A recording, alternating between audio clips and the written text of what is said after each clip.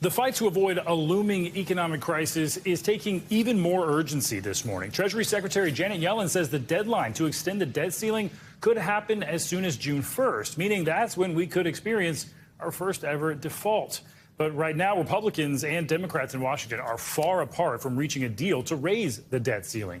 NBC News White House correspondent Monica Alba joins us now with more on this. Monica, good morning. So we're now just less than a month away from that June 1st date, and we've been on the verge of this before. So it's important to focus on the serious consequences this could have, and even the uncertainty around it can have some huge implications. If you could walk us through what could happen here. That's right, Stephen. This could really bring the financial system to the brink of collapse. It would be catastrophic, in the words of the Treasury Secretary.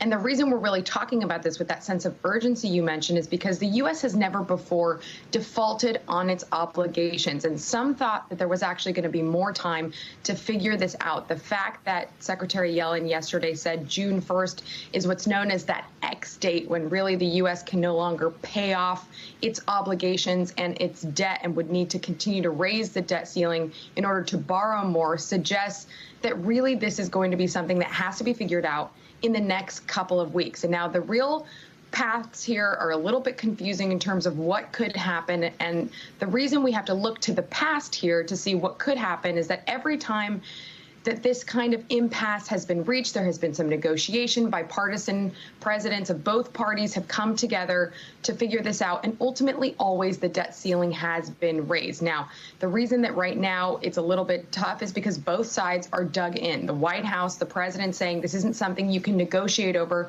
because it's a must do. We're not going to tie anything else to it.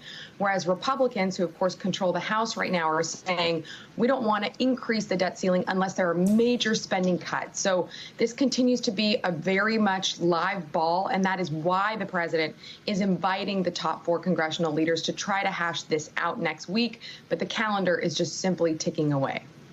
Yeah, Monica, I wanted to ask about that negotiation that could happen. A source telling NBC News that House Speaker Kevin McCarthy has accepted President Biden's invitation to meet next week to discuss the debt ceiling. What more do we know about that negotiation, and what are lawmakers saying about it? So for weeks, the White House has said, look, we're willing to continue to talk about this, that, of course, there will be time to negotiate government funding in terms of spending that would run out later in September. But we aren't going to sit down and haggle over, again, doing something that the U.S. has never done before. So that is why the Speaker and the President had spoken months ago after he had taken that new position, but they hadn't really talked about this. So Speaker McCarthy, while he was traveling internationally recently, said, look, I would like to sit down with the President. After that letter came out yesterday, it did add this new reality. And so the President called all 4 leaders, talked to them, and eventually they set this date for May 9th.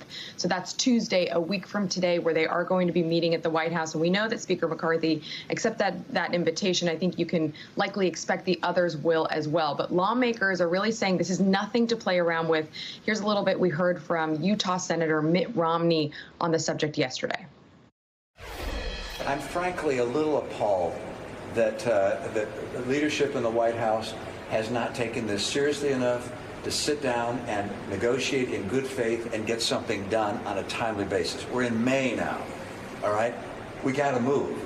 And it's simply unacceptable for people to begin to worry whether they're going to get Social Security checks.